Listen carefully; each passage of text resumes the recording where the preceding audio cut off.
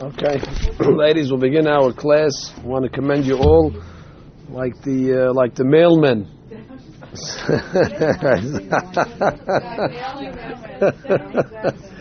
Like the mailmen, you come out in the snow and all weather, and you bear the elements in order to come hear some words of Torah. You know my opinion that Thursday is a hectic day anyway, as it is, and compounded with the inclement weather of the snow outside. So you get bonus, you get extra credit. We're studying Parashat Mikeitz.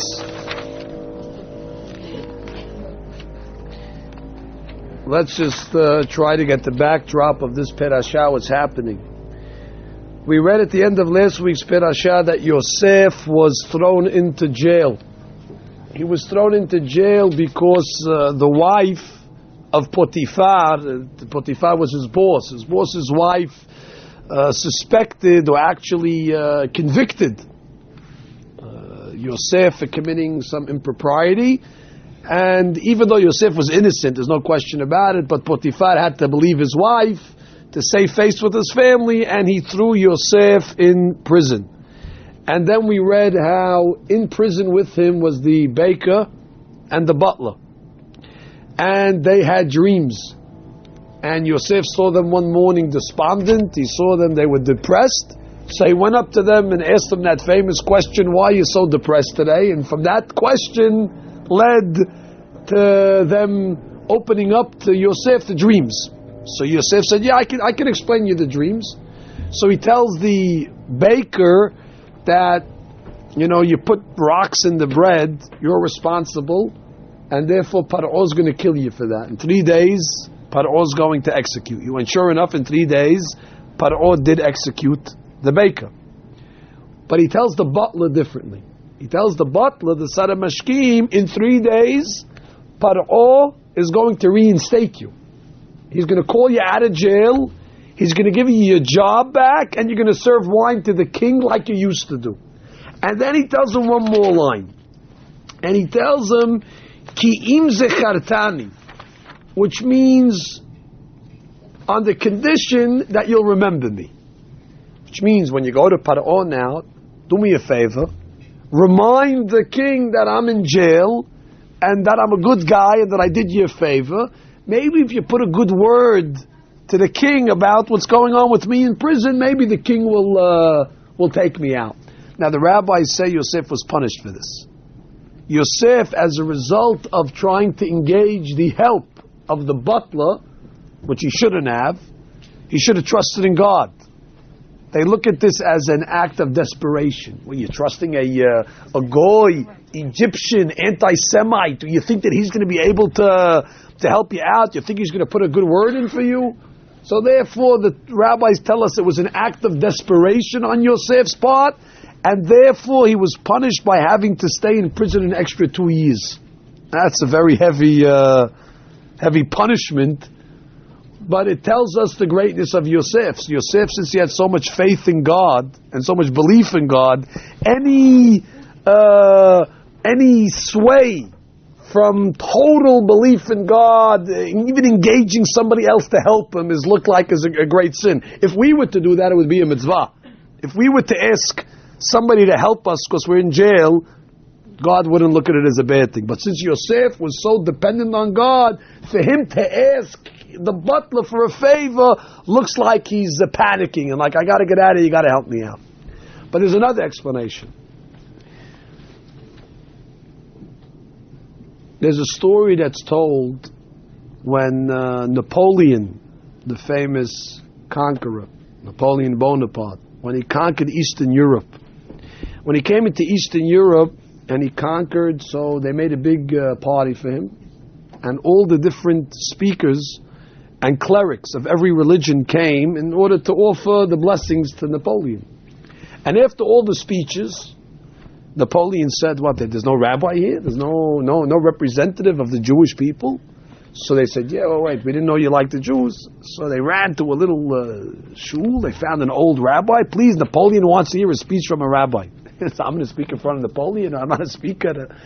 He comes in front of Napoleon. He says, my dear emperor, my dear king, I'm not eloquent like the speakers that obviously spoke before me. I only know how to speak the Bible, words of Torah, so you'll forgive me. So Napoleon stands up and says, on the contrary, I'm tired of hearing all the praises about me. I'm tired of hearing all this false flattery. Let me finally hear something of substance. Let me hear something from the Bible. So the rabbi gets up and he says, Old Testament? He says, yes, we read the Old Testament. Story of Yoseph in the jail. And he tells the butler, you're going to be saved. And right after he tells the butler, in 3 days you're going to be saved, he says, Ki im zechartani, in order that you will remember me in front of Paro. So he asks a question. What do you mean, you're going to be saved in order to remember me? What's one thing have to do with the other? As if he's saying that the reason why you're going to be saved is in order that you remember me? What's the connection? So he explained. He said, the way things work in the world, you have to try to analyze what the cause is and what the effect is. Many times when you read a story, you think you understand why the story happened, but if you analyze it good, you realize that no, that was only the effect. The cause was something else. In this story over here, Yosef was telling the butler, you don't deserve to be saved. After all, there was a fly in the cup of the king. You're guilty. Your job is to make sure the cup is clean. And he imprisoned you already. Why should Paro change his mind and reinstate you as the butler? You know what that is? That must mean that something's in it for me. That God's reinstating you, not for you. He's reinstating you to put you in the right spot in order that you'll mention me in front of the king. So therefore, I'm the cause over here. You're the effect. You're only a result because God wants to take me out of jail. So therefore, He's letting you go out to do my bidding. So therefore, He tells him, Ki im zechartani. It's an order that you do me this favor. You have it all wrong. And then he turned to Napoleon and he said, why did you come to Eastern Europe? What do you need this for? Eastern Europe is not like Western Europe. It's beautiful, it's pretty. This is a wasteland, poverty-stricken, bad economy. What possessed you, Napoleon, a smart man, to come and conquer Eastern Europe? Must be that the Jews are the cause and you're the effect, which means the Jews in Eastern Europe are suffering. Our plight is very, very bleak. If God put it in your mind to come to Eastern Europe, must be it's for our sake, in order to redeem us, in order to help us, in order to alleviate our problems. Just like Yosef was telling the butler, you're being saved on my account. He told Napoleon, you're liberating Eastern Europe on our account. Napoleon liked it. He said, good. And it was known that Napoleon was good to the Jewish people. In any event, we see the same concept in the beginning of this week's Parashat. It says, Mikeitz shenatayim, it was 2 years later, Pharaoh cholem, and Pharaoh was having a dream. Now he has a dream. The 7 fat cows, the 7 lean cows, and the 7 lean cows swallow the 7 fat cows. You know the dream. But if you look at the pasuk, it's strange in grammar. It says, Pharaoh cholem. Cholem is in the present tense. Pharaoh is dreaming. It should really say, and Pharaoh halam. He dreamt. I mean, this is the story you're telling me. So you're telling me the past. It should say, Pharaoh halam. What does it mean, and Pharaoh is dreaming? And the explanation is, again, if we were secular people, how would we look at the story? We'd say, Yosef was in jail.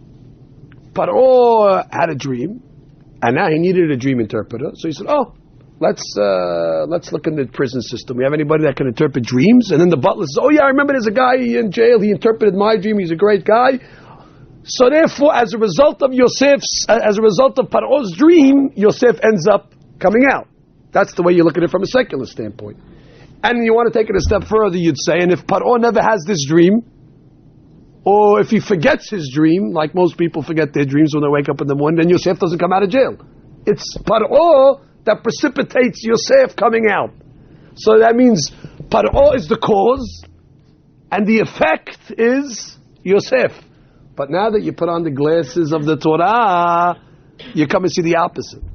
It's not so. God had decided that Yosef must come out of jail. Finished. His sentence is up.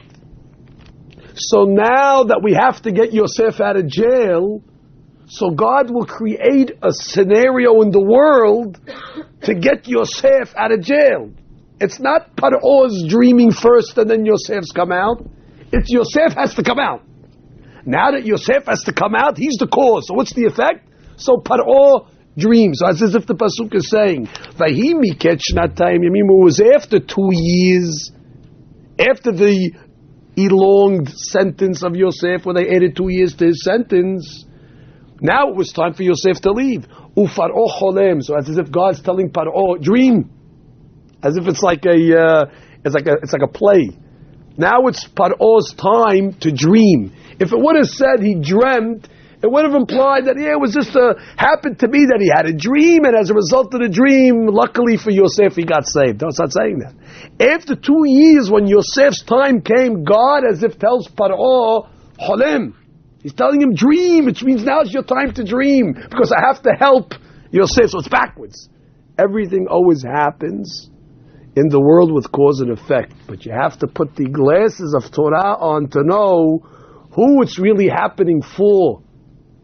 I'll give you an example, and you apply this in history. You remember there was a premier leader of Russia called Gorbachev. Gorbachev was living at a time in history where the economy of the Soviet Union was faltering, and there was great problems. So he came up with a novel idea. In Russian they call it perestroika, which was an idea to try to build the economy and start to maybe get some investments from America and try to inject some maybe make a little more robust economy, like we said. Now, as a result of that, this perestroika went beyond Gorbachev's dreams. The Russians smelt the whiff of democracy, and all of a sudden, subsequently after that, the Russian wall came crumbling down, and as a result of that, hundreds of thousands of Jews who until that point were unable to emigrate from Russia, they were locked in there like a prison, they were able to leave. So we look at it secularly, you look at it and say, well, look at that. If it wasn't for the faltering economy, if it wasn't for perestroika, if it wasn't for Gorbachev, so the Jews wouldn't be able to get out. Oh, look what happened. So no, the opposite. The way we look at it as God had a decree.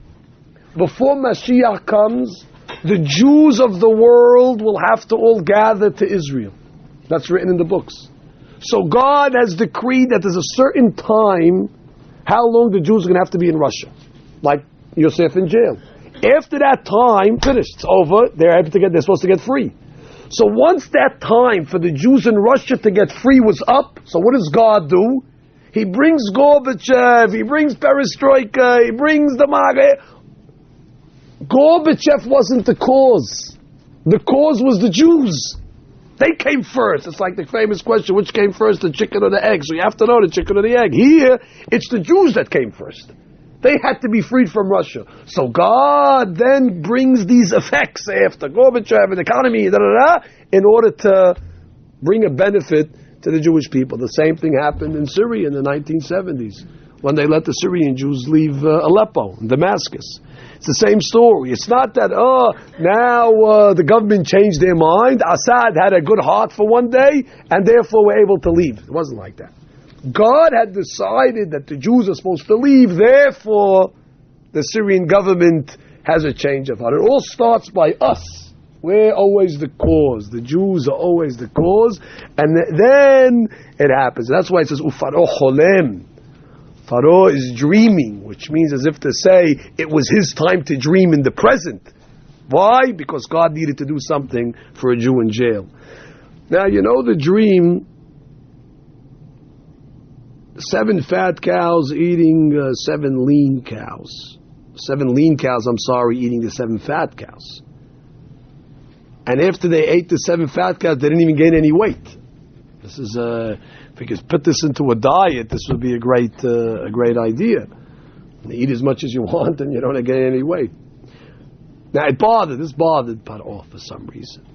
And why did it bother him so much? And he's calling all his dream interpreters. What does it mean? What does it mean? It means nothing. It's a dream. Don't you have dreams every night? Every time you have a dream, right away you call a dream interpreter and you get crazy. What's going to happen?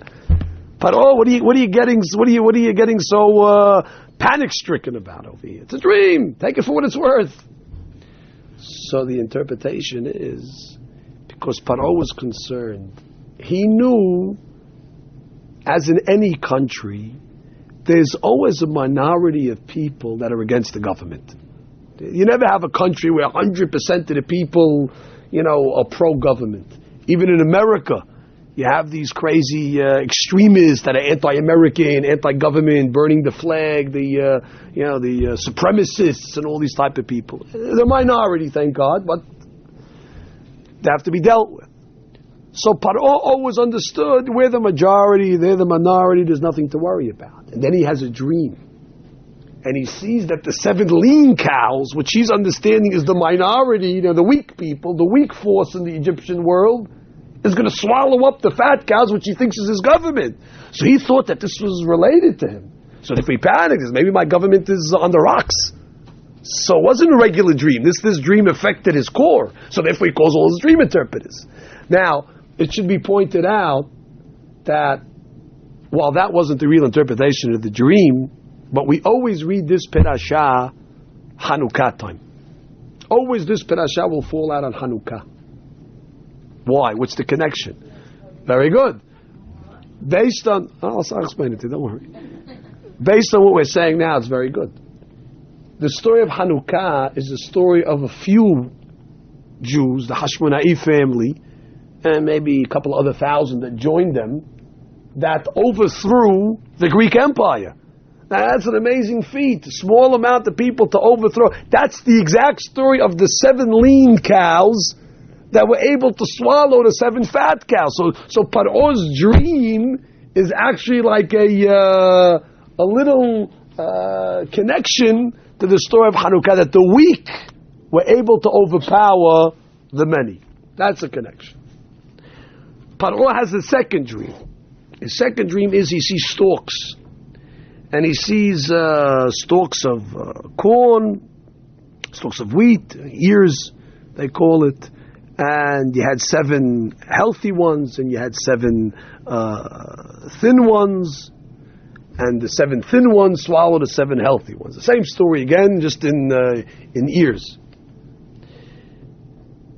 Paro wakes up, and each one tries to give him an interpretation. He doesn't like the interpretations. Finally, Yoseph comes out of prison. They bring him up. It says he took a shave. It says the day Yoseph came out of jail was Rosh Hashanah, by the way. God judges everybody on Rosh Hashanah. That was the day he was supposed to come out. And Paro right away tells Yosef, I heard about you. I heard about you that you're a great dream interpreter. Now I want you to pay attention to what Yosef answers. Think of it. He's just let out of jail. He's in the palace. He went from prison to palace in one day. He has a private meeting with the king. A normal person would want to maybe, get on the good side of the king. You definitely don't want to make a bad impression, because all the king has to do is snap his fingers and you go back to jail. This is Yosef's opportunity to maybe, even if we'll use the word false flatter a little, to talk nice about him, give him compliments. You're unbelievable, great work, what a country, beautiful. You want to make an impression on him. You definitely don't want to upset the king, that's for sure. What does Yosef answer the king when the king says, I heard you interpret dreams? The first word that comes out of his mouth is Bil'adai, which means you're wrong. It's not me. I don't interpret dreams. God interprets dreams. Now that takes a lot of courage. That takes a lot of guts. In Hebrew we call it bitachon. It takes a lot of faith. A man of conviction. So you have to answer that, Yosef. Just say thank you very much. Okay, I appreciate it. Accept the compliment and next. But Yosef is so humble. Chas v'shalom. I interpret dreams. I'm nothing. I'm zero. What do I interpret? After all, it is God that interprets the dreams. Now, there's an interesting concept to be pointed out here. In Paro's dream, the pasuk says he dreamt that he was standing over the Nile River. V'hine omed al hayor. He's standing on the Nile. Now, why would he dream that? You ever hear the statement that they tell you usually dream of something you're thinking about during the day? You know that we believe in that, by the way. Something you think about during the day, it usually come out somehow at night in the subconscious. That's why they tell you a lot of times the Gemara talks about bad dreams that you have to be concerned about. Like, God forbid, teeth falling out and things like that. Don't get scared if you had a dream like that, by the way. But the Gemara says, but if you went to the dentist that week, so then you don't have to worry about such a dream because it's on your mind. Or you have a dentist appointment, so you're thinking about your teeth all day long, so you dreamt about your teeth. So if anything was able to cause you to dream about it, so forget about it. That dream is worthless. So Paro dreams that he's standing on the Nile. What was he thinking about during the day to dream such a crazy dream? Now, do you know in Egypt the Nile was considered a god? They worshipped the Nile. Because the Nile River used to overflow a couple of times a year and would irrigate the whole country. So you were at the whims of the Nile. If the Nile overflows, so you have beracha that year. If it doesn't overflow, so you starve. So they would pray to the Nile. Paro's dreaming that where is he standing? Over the Nile. From here the rabbis learned Paro must be thinking in his mind that while the Nile is a god, I'm even higher than the Nile. I'm a god controlling the Nile. Hence, Paro dreams what he thinks of during the day, standing on the Nile, to show you the arrogance, to show you the conceit of such a man. Let us compare this to Yaakov Avinu. When Yaakov Avinu has a dream, it says, "V'hineh Hashem nitzav alav." Behold, God was standing over Yaakov. What is Yaakov thinking about during the day? That God is on top of him and he's on the bottom. Now, when Paro tells the dream over to Yosef, he doesn't tell him that he was standing on the Nile. He tells him, I was standing on the side of the Nile. He changes. Why would he change? Tell him the dream. What was the dream? What are you concealing over here? You said Al. When he's telling the story, he says, V'hinini omed al sfat tayor. I was standing on the side. So some of the rabbis learned that he was testing him. He wanted to see not only if he can interpret the dream, but if he knows the dream.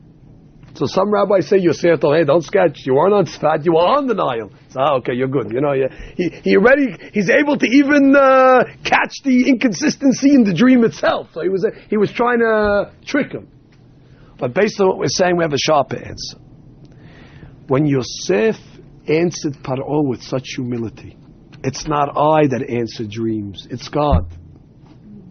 A normal person would relish in that. Oh, of course, what do you mean? I'm expert, this is my expertise. I called it. You know, I was the guy that told the butler he's going to get his job back, and was I right or wrong? I was the guy that said that the baker's going to get his head chopped off. Was I right or wrong? Of course. You know, you enjoy the compliment.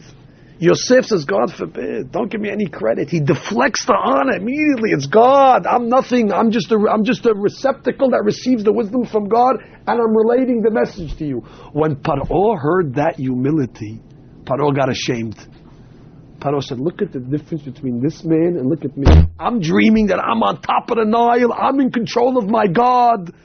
I'm the most conceited animal in the world, and I'm being confronted here by a Jew. A simple Jew, especially the way Paro looks at the Jew, and nothing. And look what a humility. Look what a humble. So Paro was embarrassed. So Paro tells Joseph, in my dream, I was standing on the side of the river. No longer could he say, I'm on top of the river. Which is Yosef humbled them. And from here you learn a great lesson. The greatest way to teach people anything in life is not preaching to them. Preaching is probably the worst way to teach people how to do things, by the way. The best way to teach people is by example. You know, instead of Yosef coming straight out and telling Paro, you arrogant, standing on the water, you don't think you're better than your God. Don't tell him anything. Just be an example of humility. Just by him saying, I'm nothing, I'm not worthy, the compliment belongs to God, it automatically affected Paro, who was such a stubborn Rasha. He had no choice but to understand and learn the message that Yosef was saying, and he became humble at least for 5 seconds in his life as a result of the good behavior of Yosef. You want to make people better? Let them just see your behavior. Let them see the way you talk. Let them see you conduct yourselves. You don't have to open your mouth. The same thing would apply to raising children.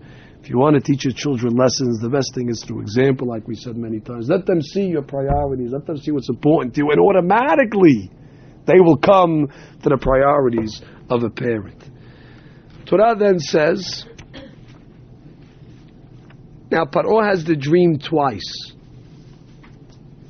So Yosef says the fact that you dreamt it twice, meaning with cows, and then you dreamt it with storks, so that means it's going to happen very fast. Which means this is not going to happen in 100 years from now. It's happening imminent. It's happening immediately. This 7 years of plenty and 7 years of famine, which was the prediction, is going to happen immediately. That's why you dreamt it twice.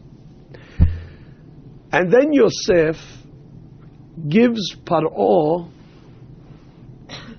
advice. He tells him, my advice to you is you should appoint an administrator over Egypt and let him manage the land, so to speak. During the 7 years of plenty, he has to put the stuff in warehouses to save it, because when the 7 years of famine come, you're not going to have any food. So you need someone that has a little wisdom to know how to manage the plenty years so the food will be remaining for the years of famine. That's Yosef's advice. So the question they all ask is, who asked Yosef for his advice? I mean, we called you from the prison because you're a dream interpreter. Okay, you gave me the interpretation. 7 years famine, 7 years this. Now I became an advisor now? I became now a cabinet member. And therefore I'm going to tell you, do this, hire this guy, bring this guy. Hey, yeah. He should have told him, Hazak Baruch, scale him and see you later. Where does Yosef have the audacity to start advising the king? Now, it's one thing if the king would have asked him, listen, do you have any good ideas? That's another story. But it doesn't say he did that. So the interpretation is like this. If you look at the dream, the way Paro relates the dream, he says like this. I had the dream of the cows. Then I got up. And then I had a second dream. The second dream was with the storks. Now, why did the dream happen like that, where he got up in the middle? Why couldn't it just been one long dream? And Paro makes a point to tell him that. And the first dream, I got up, Mikeitz, I awoke, and then I went back to sleep and had a second dream. So Yosef understood from that if God gave him the dream like that, that's part of the interpretation. So that means something. That needs an interpretation. That means Paro, after you see the 7 lean cows swallowing the 7 fat cows, Paro, wake up. It's as if God is telling you got to do something about it.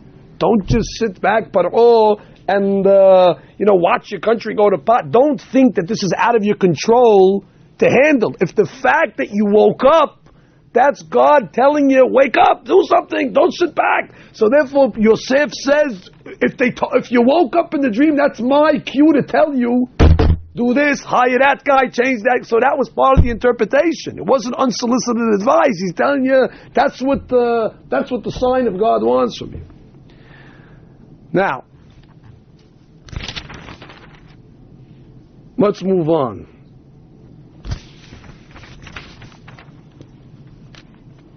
It says in Pasuk,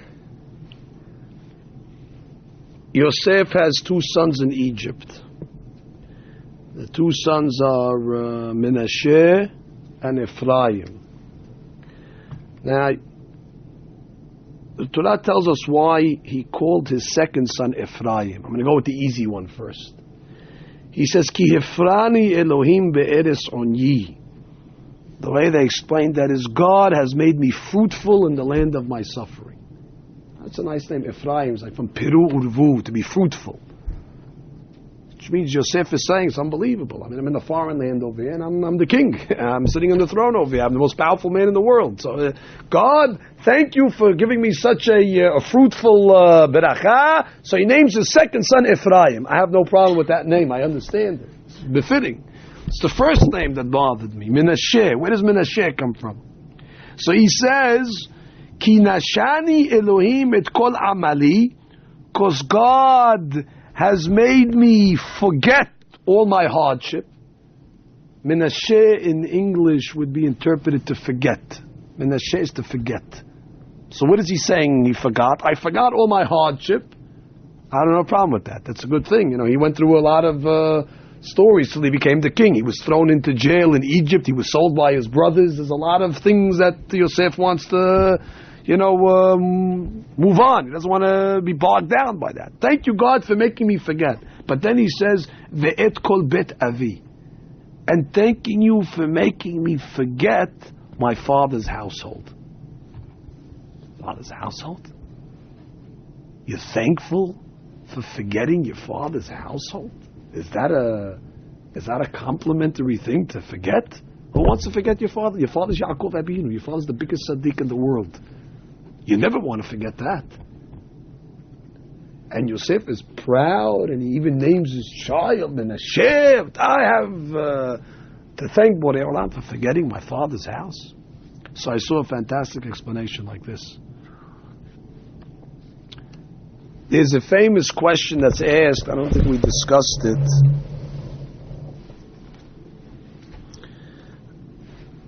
Why didn't Yosef send a message to his father, Yaakov, to tell him that he was alive? It's a strong question. I mean, Yaakov Hazit is suffering for 22 years thinking that Yosef is dead. So Yosef, you're the king of Egypt. To send a fax, send a telegram, send it with a messenger. Yaakov, I'm alive, I'm okay, don't worry about it. Didn't he think of that? What about your poor father? He's undoubtedly he's suffering. You know what you meant to your father. Send him a letter. What does it cost you? So the rabbis explain like this. This is a deep concept. That dream that Yosef had, remember, with the sun and the moon and the stars bowing down to him? That was a dream that he had last week's Parashat. I'll review the dream quickly. He dreamt. He saw the sun, the moon, and stars bowing down to him. What does that mean? The sun is referring to his father, and the stars, there was 11 stars in his dream, that's referring to his brothers, that there's going to come a time where his father and his brothers are going to bow to him. That was the dream he had. Now this dream was not merely a dream, it was a prophecy. And it's a prophecy that, by the way, came true. If you remember when the brothers finally came down to Egypt with their father, Yosef was the king, it says they bowed in front of him. Now, since Yosef knew that that dream was a prophecy, Yosef had to see to it that that prophecy will come true. You're not allowed to interfere with a prophecy. Now, if Yosef tells his father that he's the king, so the cat's out of the bag now. So now, when the brothers come down to Egypt, they know it's Yosef, they're not bowing to him, they know it's their brother, so it changes the whole complexion of the story. So as difficult it is for Yosef not to tell his father, but he knows that he has no choice, because if the dream has to come true, so it's only going to come true if they don't know he's Yosef, including Yaakov. So they have to come down not knowing, and they'll bow to him thinking he's the king of Egypt. And why does God want this to happen? That's another story. But that's what the prophecy was. Now, where does Yosef get the strength? Would you be able to sleep at night knowing your father's suffering like that, and you're not able to tell him? It would eat you up. It would kill you. Where do you get the fortitude of character to hold this information back? From God. God gave Yosef a gift. What was that gift? He forgot. What did he forget? His father's household. Which means not that he forgot Yaakov Chas v'Shalom. God gave him the strength that he'll be able to withhold this information and it won't eat him up. It was one of these things where he had to do.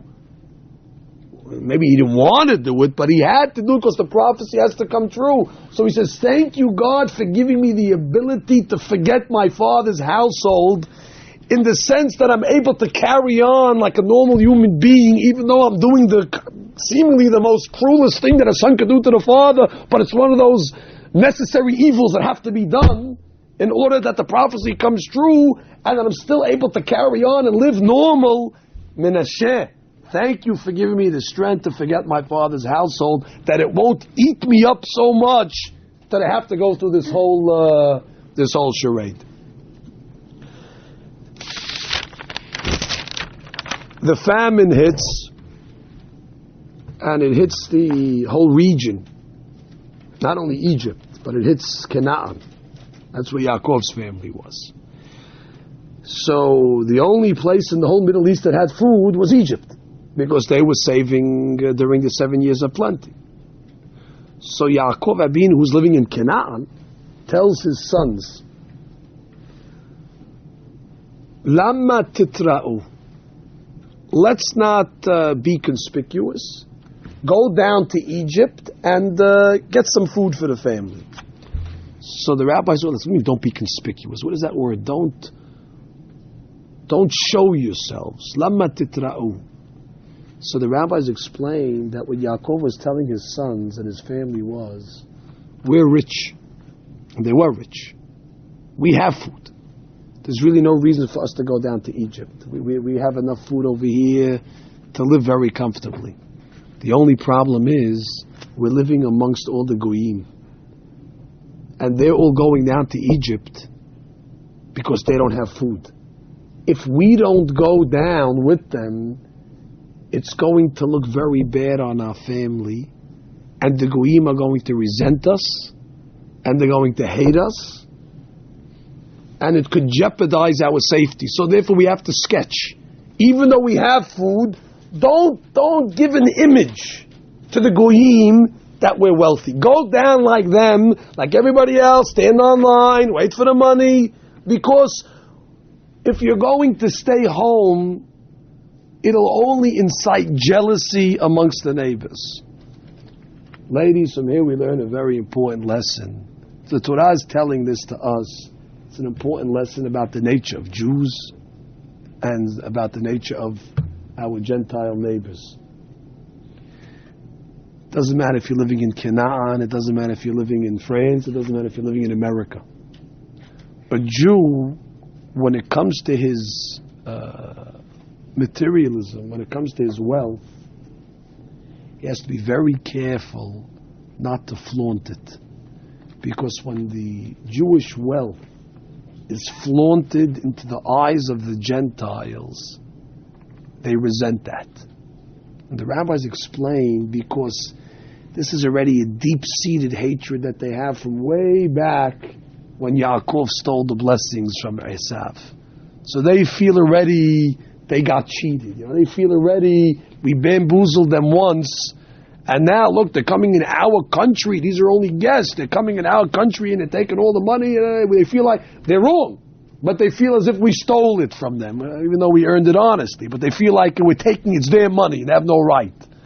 Yaakov Avinu was concerned about what people are going to say. From here you see, even if a person has all the wealth in the world, he can't say, well, who cares what they say? Well, you have to be, because you're living on earth. If you're living on Gilligan's Island, you don't have to worry what people say. No one's looking at you. But if you're living on earth where there's other people who have eyes that are watching, there is a certain responsibility of a wealthy person, how you have to manage yourself.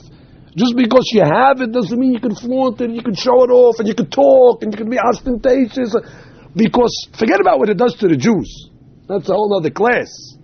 I mean, what it does to the Jews is another story, but what it does to the Goyim, when they see the flashiness and they see the arrogance of it, and they see the openness of it, and it's too much for them to handle, and God forbid it causes them to hate us, and God forbid it causes them to want to damage, to want to steal from us, to want to hurt us. Yaakov Abinu tells his kids, go, fool them, make believe we're poor. Stand online with a basket to get some bread. But Daddy, we have much, we have bread for 10 years in the warehouse. Doesn't matter. Give an impression that you're poor like everybody else, so they don't suspect you. The last thought we'll say on the Parashat, thought was a great Hidush. It says, when they come to Egypt, so now Yosef tells them, you're spies. He starts to play games with them. When the brothers came down to Egypt to get the food, Yosef is the king. Yosef gives out the food. So the brothers, they don't know it's Yosef. They have no idea it's Yosef. They didn't recognize him, it says. So he recognized them. The rabbis say, why was that so? They said, because when he left, the brothers had beards already. But Yosef was young. He didn't have a beard yet. So his face took on a whole different look with the beard. So he was able to recognize them, but they didn't recognize him. So now they're standing on line like everybody else. 11 brothers, or 10 brothers, whatever it was. 9 brothers, actually. So they turn to Yosef for food. Yosef says, oh, what's going on over here? Oh, you're all spies. We're spies. We're not spies. We just came to get food like everybody. No, you're spies. We're putting you in jail. What kind of people? He made a whole story about them. And he says, tell me about your family. He says, well, they say we have a brother at home, that's Binyamin, and there's another brother that's missing in action. They don't want to tell the whole story about Yosef because they don't know it's Yosef. So Yosef says, okay, fine. We're putting you all in jail. And let one of you go home, bring back your younger brother. So the Pasuk says, after that, Yosef puts him in jail for 3 days.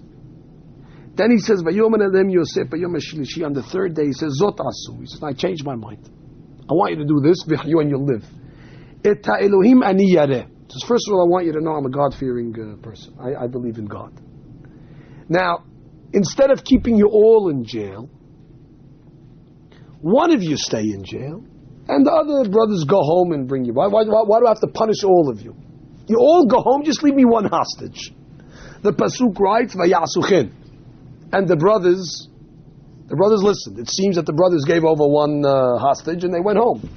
But then the next Pasuk writes that the brothers turned to each other and they said, why is this happening to us? Why is God doing this to us? Why is God making us convicted as spies when we're not? Must be we did something wrong. Maybe the sale of Yosef is coming back to bite us. Maybe this is the punishment for what we did to our brother. They started to reanalyze that whole story. Then the Pasuk writes,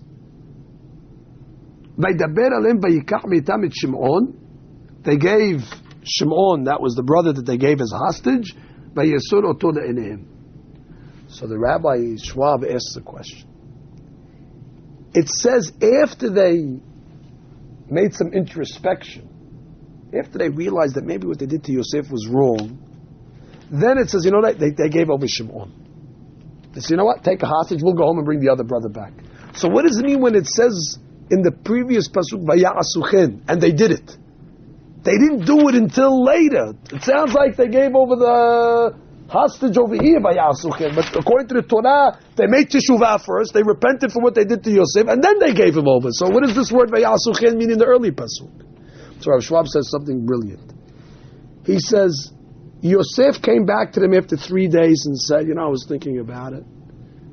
It's not fair to put all of you in jail. After all, I believe in God. So therefore, you all can go home, just leave me one guy. What brought Yosef to that conclusion? It's because I believe in God. And people that believe in God constantly reanalyze their decisions. Constantly reanalyze and rethink if what they did was right or wrong. He says, so in the beginning I told you should all stay, but after thinking about it, I'm a God-fearing person, I was thinking about it better, let one of you stay.